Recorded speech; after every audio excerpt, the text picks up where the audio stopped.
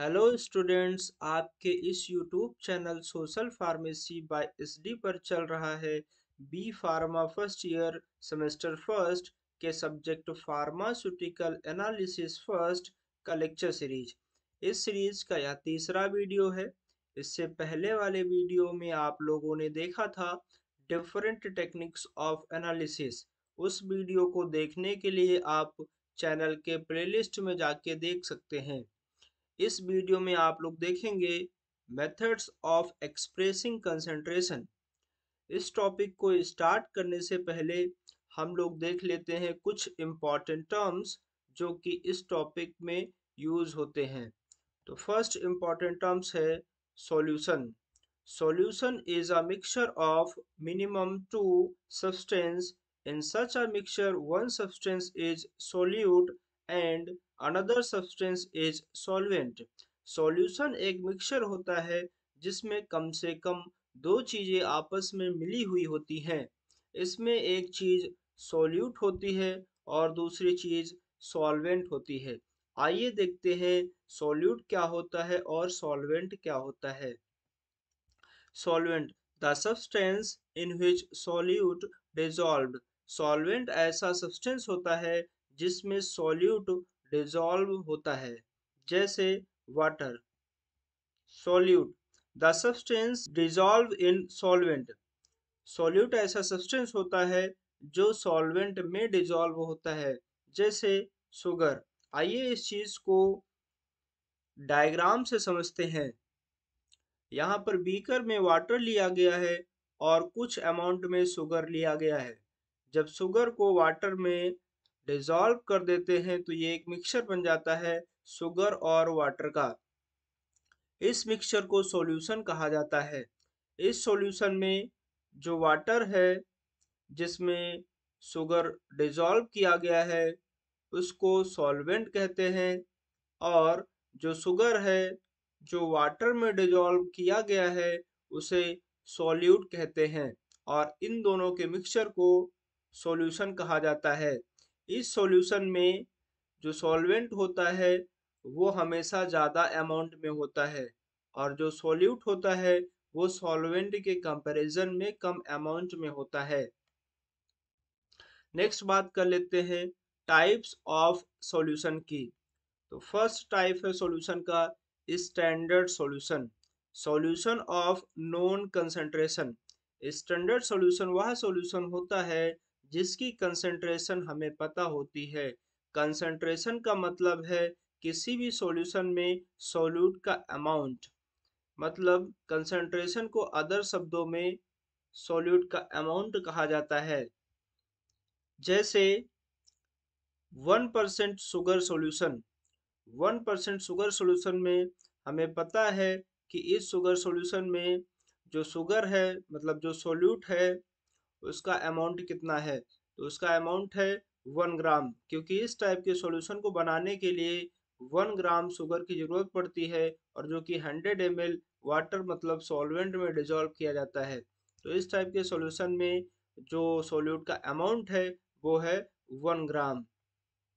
Next, homogeneous solution, mixture of two or more substance in a single phase.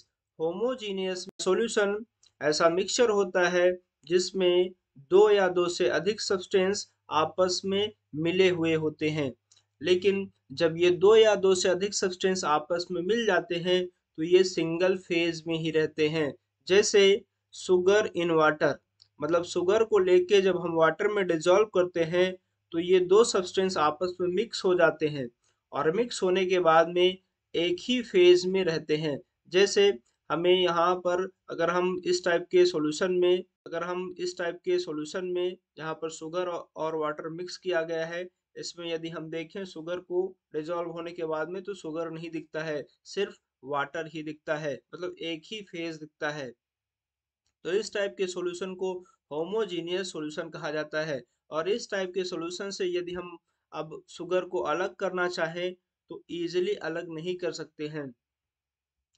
Heterogeneous solution, mixture of two और more substance in different phase.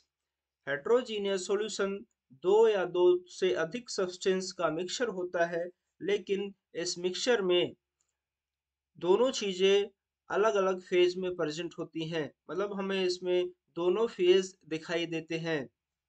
जैसे sand in water, मतलब बालू को जब water में dissolve करेंगे तो ये मिक्सचर बन जाएगा, लेकिन इस मिक्सचर में हमें सैंड भी दिखता रहता है और वाटर भी दिखता रहता है। और इस टाइप के मिक्सचर से यदि हम सैंड को अलग करना चाहें वाटर से तो इजीली अलग कर सकते हैं। तो होमोजीनियस सॉल्यूशन वह सॉल्यूशन होता है जिससे हम सॉल्यूट को नहीं इजीली अलग कर सकते हैं, और हेट्रोजीनियस वह सॉल्यूशन होता है जिससे हम सॉल्यूट को इजीली अलग कर सकते हैं। नेक्स्ट बात कर लेते हैं अपने topic methods of expressing concentration. इस टॉपिक में हम लोग पढ़ेंगे कंसंट्रेशन को व्यक्त करने के तरीके, the way by which we know the amount of solute dissolve in a solution.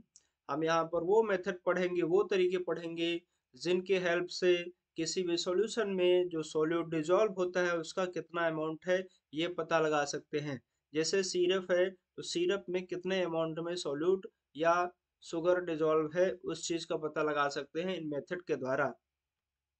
अब यहाँ पर जो कंसंट्रेशन लिखा हुआ है इसका मतलब क्या होता है, तो concentration means amount of solute present in a solution. Concentration का मतलब है जो सॉल्यूशन होता है उसमें जो सॉल्यूट है वो कितने अमाउंट में है। मतलब कंसंट्रेशन को अदर शब्दों में अमाउंट ऑफ सॉल्यूट कहा जाता है या सॉल्यूट की मात्रा कहा जाता है। नेक्स्ट बात कर लेते हैं क्लासिफिकेशन ऑफ मेथड्स की, मतलब जो ये मेथड्स हैं कंसंट्रेशन को एक्सप्रेस करने के जो तरीके हैं उनका क्लासिफिकेशन। तो इन तरीकों को तीन भागों में डिवाइड किया गया है।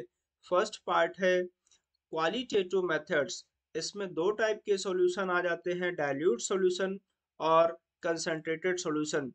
नेक्स्ट मेथड है सेमी क्वांटिटेटिव मेथड्स। इसमें तीन टाइप के सॉल्यूशन आ जाते हैं, अनसैचुरेटेड सॉल्यूशन, सैचुरेटेड सॉल्यूशन और super saturated solution. And last type है क्वांटिटेटिव मेथड्स। इसमें पांच टाइप के सॉल्यूशन आ जाते हैं। फर्स्ट है परसेंटेज या पीपीएच सॉल्यूशन। इसके तीन पार्ट है, मतलब इसमें सब तीन टाइप के सॉल्यूशन आ जाते हैं।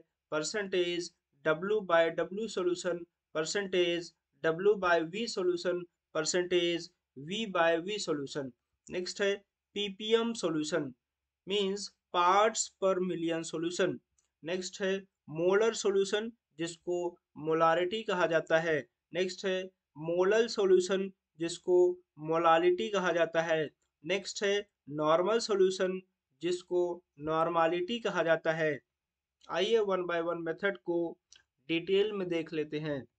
फर्स्ट मेथड है qualitative methods. The solution qualitatively described as, quality के बेसिस पे सॉल्यूशन को डिस्क्राइब किया गया है।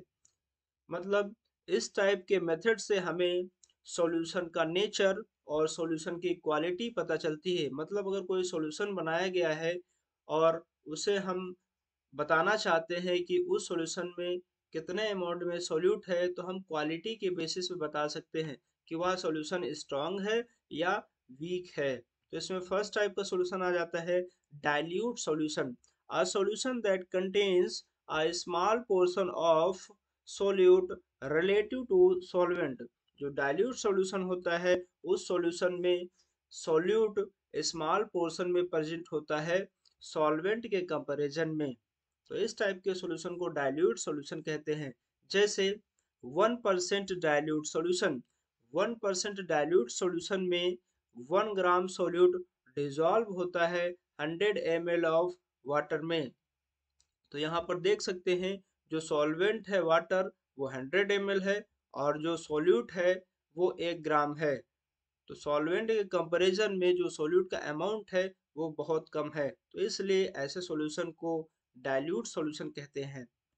Next concentrated solution, a solution that contains a large portion of solute relative to solvent। concentrated solution वह solution होता है जिस solution में large amount में solute present होता है solvent के comparison में। जैसे 90% concentrated solution, 90% कंसंट्रेटेड सॉल्यूशन में 90 ग्राम सोल्यूट डिजॉल्व होता है 100 ml ऑफ वाटर में। मतलब यहाँ पर देख सकते हैं जो सॉल्वेंट है वो 100 ml है और जो सोल्यूट है वो 90 ग्राम है। मतलब अप्रोक्स सोल्यूट 100 ml के करीब में है। इसका मतलब है यहाँ पर सोल्यूट का अमाउंट लार्ज है। तो इस टाइप के सॉल्यूशन को कंसंट्रेटेड सॉल्यूशन कहा जाता है। नेक्स्ट मेथड की बात कर लेते हैं semi quantitative methods. The solution semi quantitatively described as. Solution को सेमी क्वांटिटेटिव के बेसिस पे डिस्क्राइब किया गया है। इस टाइप के मेथड से हम सॉल्यूशन की सॉल्बिलिटी की पावर को एक्सप्लेन करते हैं, मतलब बताते हैं। मतलब कोई भी सॉल्यूशन है उसमें और अमाउंट में सॉल्यूट को डिसॉल्व किया जा सकता है या नहीं डिसॉल्व किया जा सकता है। इस मेथड से हमें इस चीज की जानकारी मिलती है। आइए इसमें सॉल्यूशंस देख लेते हैं। इसमें फर्स्ट सॉल्यूशन आ जाता है unsaturated solution. A solution which can dissolve further amount of solute at a particular temperature, that is 25 degree Celsius. जो अनसैचुरेटेड सॉल्यूशन होता है उस सॉल्यूशन में और अमाउंट में सॉल्यूट को डिसॉल्व किया जा सकता है। मतलब एक सॉल्यूशन होता है जिसमें सॉल्वेंट और सॉल्यूट मिक्स होते हैं और उस मिक्सचर में मतलब उस सॉल्यूशन में अभी भी और अमाउंट में सॉल्यूट को घोला जा सकता है, डिसॉल्व किया जा सकता है। इस टाइप के सॉल्यूशन को जिसमें ऑलरेडी कुछ अमाउंट में सोल्यूट प्रेजेंट है और उसमें और अमाउंट में सोल्यूट को घोला जा सकता है एक पर्टिकुलर टेम्परेचर पर। मतलब सॉल्यूशन का टेम्परेचर ना चेंज करना पड़े, बगैर टेम्परेचर चेंज किए और अमाउंट में सोल्यूट को डिजोल्व कर सकते हैं। तो ऐसे सॉल्यूशन को अनसैचुरेटेड सॉल्यूशन कहा जाता है। जैसे यहाँ बीकर में वाटर लिया गया है, ये जो सर्कल दिख रहे हैं ये वाटर के मॉलिक्यूल्स हैं और इस वाटर के मॉलिक्यूल्स में कुछ अमाउंट में सॉल्यूट प्रेजेंट है। तो जो वाटर है वो सॉल्वेंट है और जो इसमें कुछ सब्सटेंस ऐड किया गया है जो कि इनके सर्कल्स में कुछ सर्कल्स में दिख रहा है ब्लू ब्लू कलर, इसका मतलब इसमें कुछ अमाउंट में सॉल्यूट पड़ा हुआ है। लेकिन अब इस टाइप के सॉल्यूशन में यदि हम ऐड करना चाहें और अमाउंट में सॉल्यूट को तो हम ऐड कर सकते हैं इसमें और वह अमाउंट सॉल्यूट का इसमें डिजॉल्व भी हो जाएगा। तो इस टाइप के सॉल्यूशन को जिसमें और अमाउंट में सॉल्यूट को डिजॉल्व किया जा सकता है, मतलब इस सॉल्यूशन की अभी भी क्षमता है और अमाउंट में सॉल्यूट को डिजॉल्व करने की, तो ऐसे सॉल्यूशन को अनसैचुरेटेड सॉल्यूशन कहा जाता है। नेक्स्ट बात कर लेते हैं सैचुरेटेड सॉल्यूशन की। A solution which cannot dissolve further amount of solute at a particular temperature, that is 25 degree Celsius. और जो सैचुरेटेड सॉल्यूशन होता है उस सॉल्यूशन में और अमाउंट में सॉल्यूट को नहीं डिजॉल्व कर सकते हैं बगैर सॉल्यूशन का टेम्परेचर चेंज किए। मतलब एक पर्टिकुलर टेम्परेचर पर यदि हम ऐसे सॉल्यूशन में और अमाउंट में सॉल्यूट को डालेंगे तो वो डिसॉल्व नहीं होगा। जैसे यहाँ बीकर में वाटर लिया गया है और वाटर में सॉल्यूट पड़ा हुआ है। इतना सॉल्यूट पड़ा हुआ है कि जितने वाटर के मॉलिक्यूल्स हैं सारे भर गए हैं। मतलब ये सॉल्यूशन सैचुरेट हो चुका है सॉल्यूट से। अब यदि इसमें और अमाउंट में सॉल्यूट को डालेंगे तो वो सॉल्यूट इसमें डिसॉल्व नहीं होगा क्योंकि यहाँ पर स्पेस नहीं है सॉल्यूट को डिसॉल्व करने का। ठीक है, जैसा सोल्यूट डालेंगे वैसा ही सोल्यूट यहाँ नीचे पड़ा रहेगा। जैसे शुगर को इसमें ऐड कर दिए तो शुगर के क्रिस्टल्स इसमें घुलेंगे नहीं, वो उसी फॉर्म में यहाँ पर नीचे सेटल डाउन हो जाएंगे। तो इस टाइप के सॉल्यूशन को जिसमें और अमाउंट में सोल्यूट को नहीं डिजॉल्व किया जा सकता है उसे सैचुरेटेड सॉल्यूशन कहते हैं। नेक्स्ट बात कर लेते हैं सुपर सैचुरेटेड सॉल्यूशन की। A solution which contains more amount of solute than amount required to saturate it at a particular temperature. Super saturated solution वह सॉल्यूशन होता है जिसमें जितना अमाउंट सोल्यूट का चाहिए होता है सॉल्यूशन को सैचुरेट होने के लिए उससे ज़्यादा अमाउंट में सोल्यूट प्रेजेंट होता है। तो ऐसे सॉल्यूशन को सुपर सैचुरेटेड सॉल्यूशन कहते हैं। जैसे यहाँ पर बीकर में वाटर लिया गया है जो कि सॉल्वेंट है और उसमें सॉल्यूट ऐड कर रहे हैं। थोड़ा सॉल्यूट ऐड किए और वो डिजॉल्व हो जाएगा और अमाउंट में सॉल्यूट को ऐड करेंगे फिर भी डिजॉल्व हो जाएगा। ऐसे करते सॉल्यूट को ऐड करते जाएंगे, एक पॉइंट ऐसा आएगा जहां पर इसमें सॉल्यूट डिजॉल्व होना बंद हो जाएगा। अगर हम इसी चीज को इस टाइप से समझें कि आपने वाटर ले लिया है किसी वेसल्स में, किसी बीकर में, और आपको शरबत बनाना है, उसमें कुछ अमाउंट में आप शुगर को डालेंगे, वाटर के कंपेरिजन में कम अमाउंट डालेंगे शुगर का, तो वो इजीली डिजॉल्व हो जाएगा। ऐसे करते आप शुगर उसमें ऐड करते जाएंगे और डिजॉल्व होता जाएगा। एक पॉइंट या एक समय ऐसा आएगा जहां पर शुगर डिजॉल्व होना बंद हो जाएगा, घुलना बंद हो जाएगा। और जब शुगर घुलना बंद हो जाता है तो ऐसे सॉल्यूशन को सैचुरेट सॉल्यूशन कहते हैं, मतलब सॉल्यूशन सैचुरेट हो चुका है। और यदि इसमें और अमाउंट में सॉल्यूट को डिजॉल्व करना है, शुगर को डिजॉल्व करना है, तो उसको हम गर्म करेंगे। जब उस सॉल्यूशन को गर्म किया जाता है जो सैचुरेट हो चुका है, और फिर उसमें कुछ अमाउंट में शुगर को ऐड करेंगे, तो वो इसमें डिजॉल्व हो जाएगा। रीजन क्या है इसके पीछे? Increase in kinetic energy and motion of molecules by increasing temperature. जब हम सॉल्यूशन का टेम्परेचर इंक्रीज करते हैं तो उसके जो सॉल्वेंट के मॉलिक्यूल्स होते हैं उनकी काइनेटिक एनर्जी बढ़ जाती है, और काइनेटिक एनर्जी बढ़ने के कारण वो मॉलिक्यूल्स मूव करना स्टार्ट कर देते हैं, इधर उधर मूव करने लगते हैं। जब ये मॉलिक्यूल्स मूव करने लगते हैं तो इनके बीच का ये जो स्पेस है ये खाली हो जाता है, जिसकी वजह से इसमें और अमाउंट में सॉल्यूट डिजॉल्व किया जा सकता है। यदि ऐसा सॉल्यूशन है जिसमें सैचुरेट होने के लिए जितना अमाउंट चाहिए सॉल्यूट का, उससे ज़्यादा अमाउंट प्रेजेंट होता है सॉल्यूट का, तो ऐसे सॉल्यूशन को सुपर सैचुरेटेड सॉल्यूशन कहते हैं। नेक्स्ट मेथड की बात कर लेते हैं, quantitative methods. The solution quantitatively described as. Solution को क्वांटिटी के बेसिस पे डिस्क्राइब किया गया है। इस टाइप के सॉल्यूशन से हमें पता चलता है कि सॉल्यूशन में जो सॉल्यूट डिजॉल्व है वो कितने अमाउंट में है, मतलब यहाँ पर सॉल्यूट का एग्जैक्ट अमाउंट पता चलता है। इसमें फर्स्ट टाइप का सॉल्यूशन आ जाता है परसेंटेज या पीपीएच, पार्ट्स पर 100 solution. It refers to the amount of solute per 100 parts of solution। इस टाइप के सॉल्यूशन में टोटल 100 पार्ट्स ऑफ सॉल्यूशन में कितना अमाउंट सॉल्यूट का प्रेजेंट है उस चीज को एक्सप्रेस किया जाता है। It can be expressed as follows. इसमें तीन टाइप्स के सॉल्यूशन आ जाते हैं, percentage W by W solution, percentage W by V solution, percentage V by V solution. First है weight to weight percentage, means W by W percentage. W का मतलब है weight. This method is use for mass of solid dissolve in mass of liquid.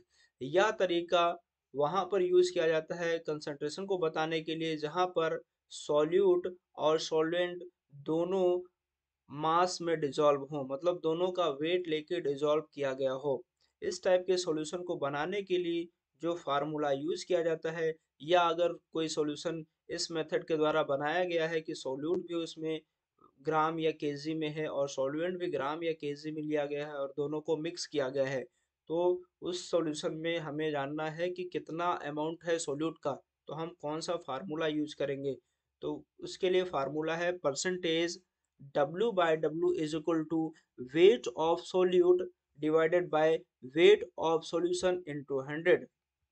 तो हम यहाँ पर जो wait होगा सोल्यूट का वो पुट करेंगे और यहाँ पर उसको डिवाइड कर देंगे वेट ऑफ सॉल्यूशन से और 100 से मल्टीप्लाई कर देंगे, तो निकल आएगा कि उस सॉल्यूशन में कितना अमाउंट है सोल्यूट का।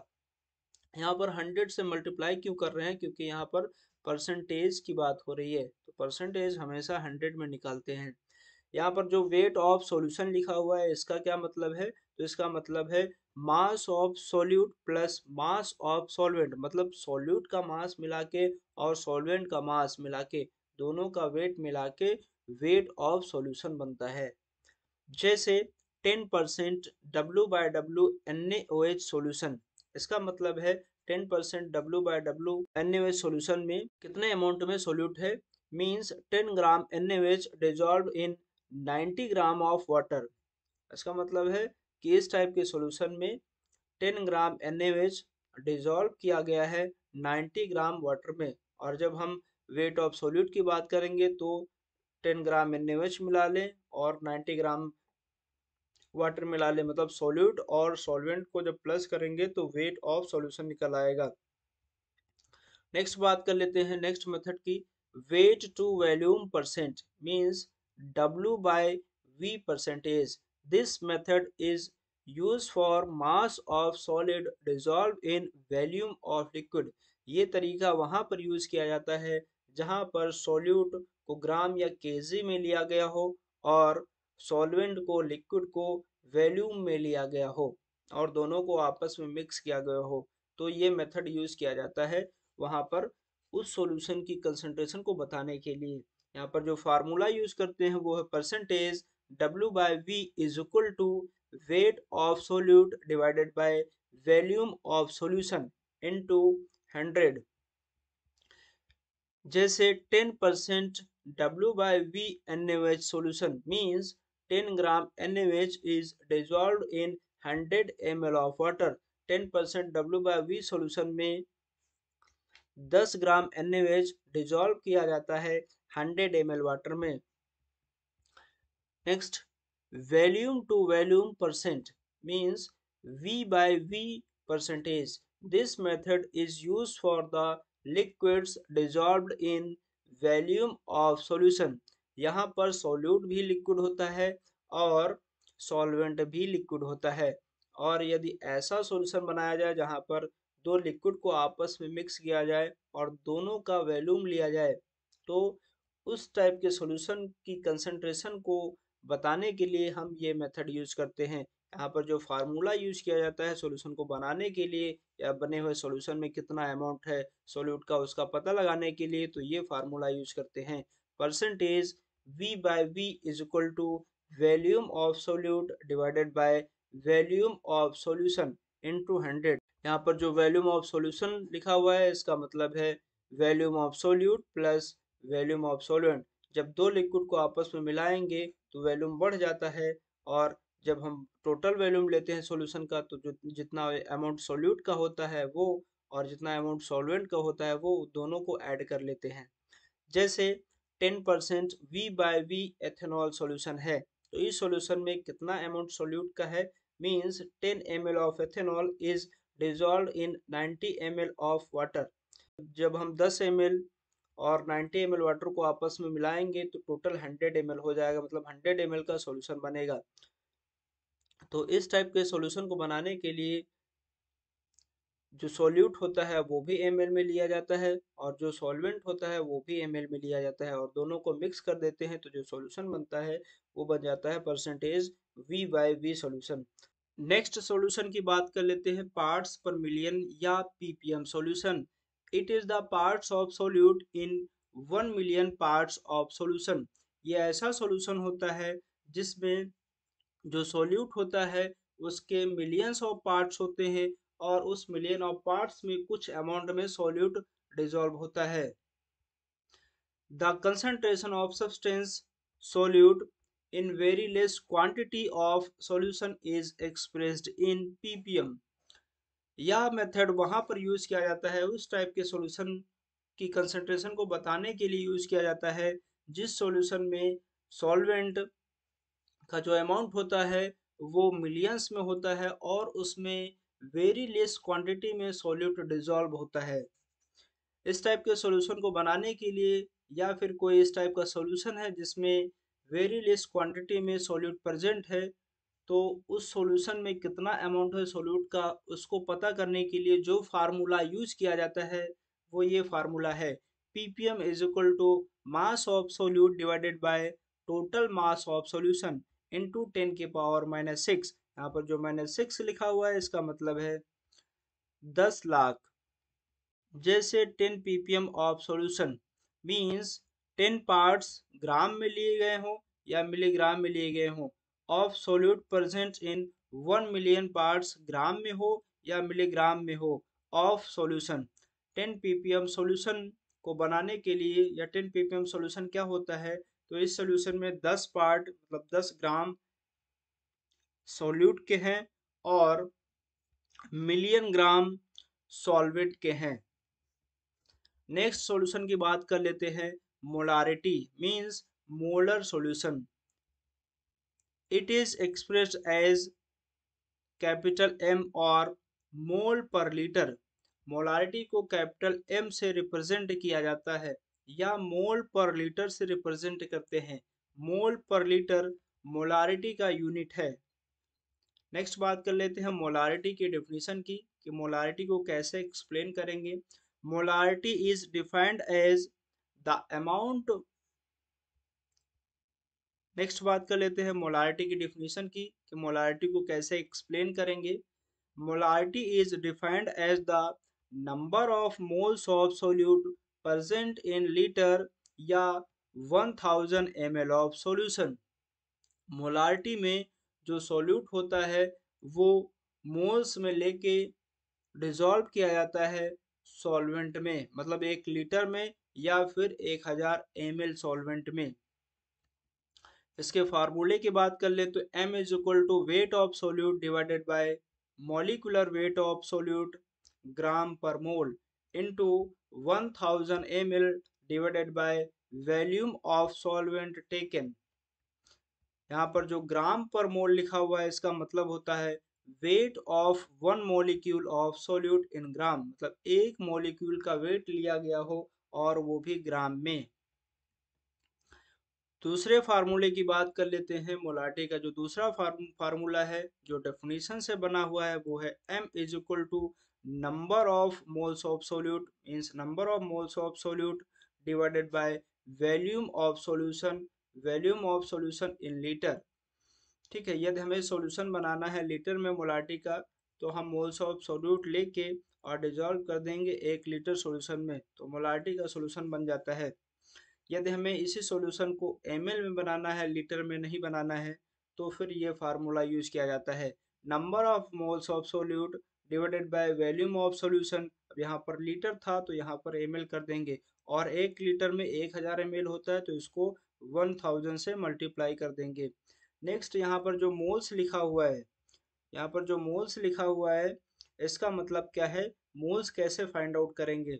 तो मोल्स निकालने का जो फार्मूला होता है वो होता है moles is equal to given mass upon molecular mass. अगर क्वेश्चन में मास दिया गया है सोल्यूट का कि कितना अमाउंट सोल्यूट का डिजॉल्व है, 10 ग्राम है या 20 ग्राम है, तो वो मास यहाँ पर रख देंगे और जिस टाइप का केमिकल है जैसे NaOH है तो NaOH का मास यहाँ पर रख देंगे और दोनों को डिवाइड कर देंगे तो फिर निकल आएगा मोल।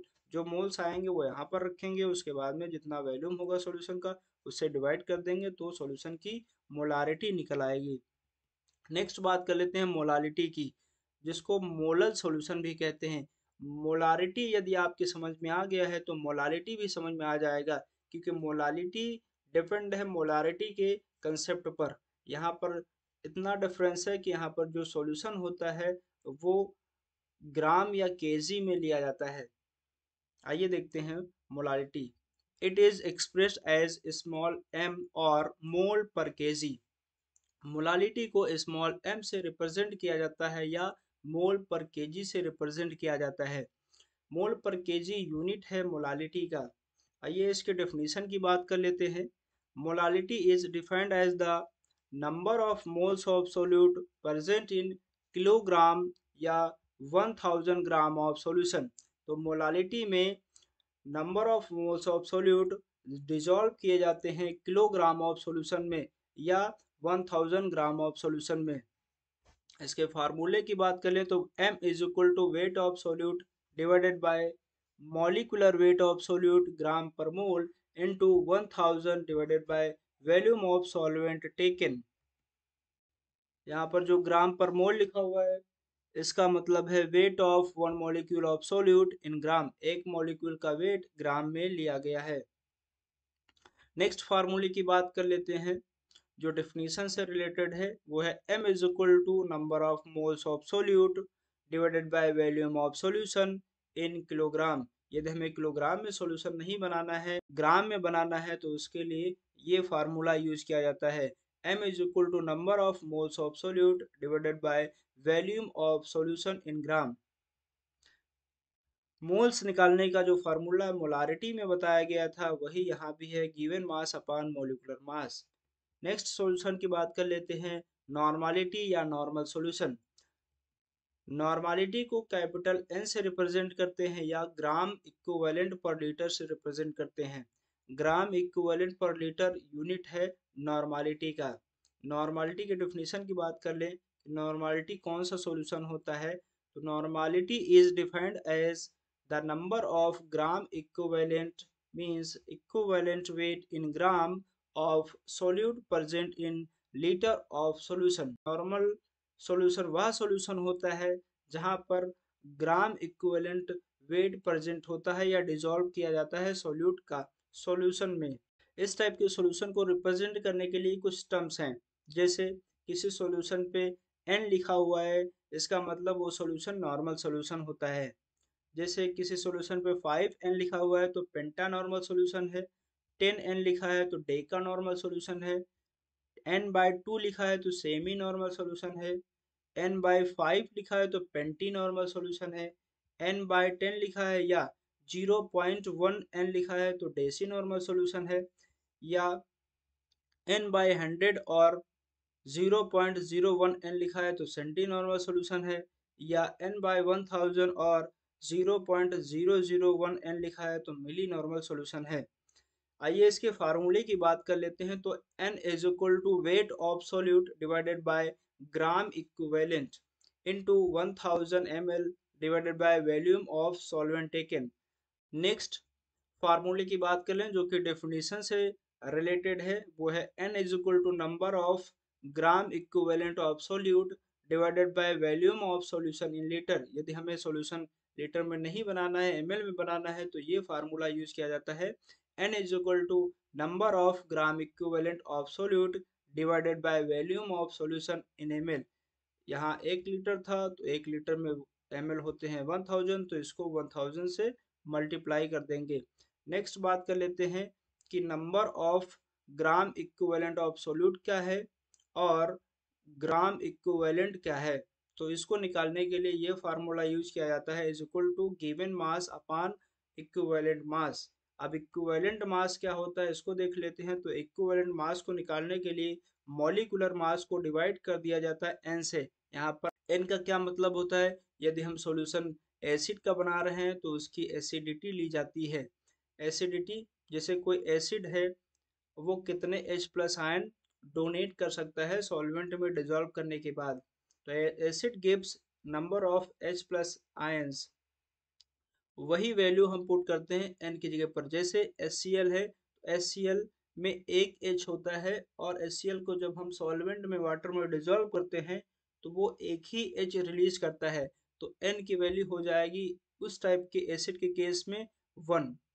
अगर सॉल्यूशन बेसिक बनाना है, बेस यूज कर रहे हैं, तो वहां पर सॉल्यूशन की बेसिसिटी ली जाती है, मतलब base gives number of OH minus ion. जैसे NaOH का सॉल्यूशन बनाना है तो NaOH कितने OH माइनस आयन डोनेट करता है सॉल्यूशन में डिजोल्व करने के बाद में, तो वो डोनेट करेगा एक OH माइनस आयन, तो n की वैल्यू हो जाएगी 1।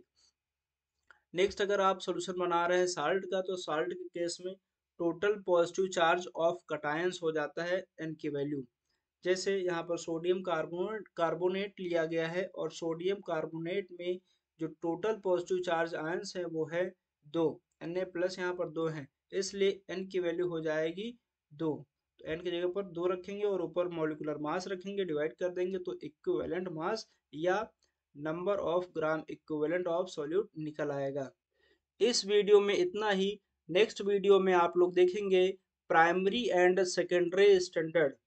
इस वीडियो का लेक्चर नोट्स लेने के लिए आप हमारे टेलीग्राम चैनल पे जाके डाउनलोड कर सकते हैं। टेलीग्राम चैनल का नाम है सोशल फार्मेसी बाय SD। वहाँ पर आपको PDF में नोट्स मिल जाएंगे। Thank you.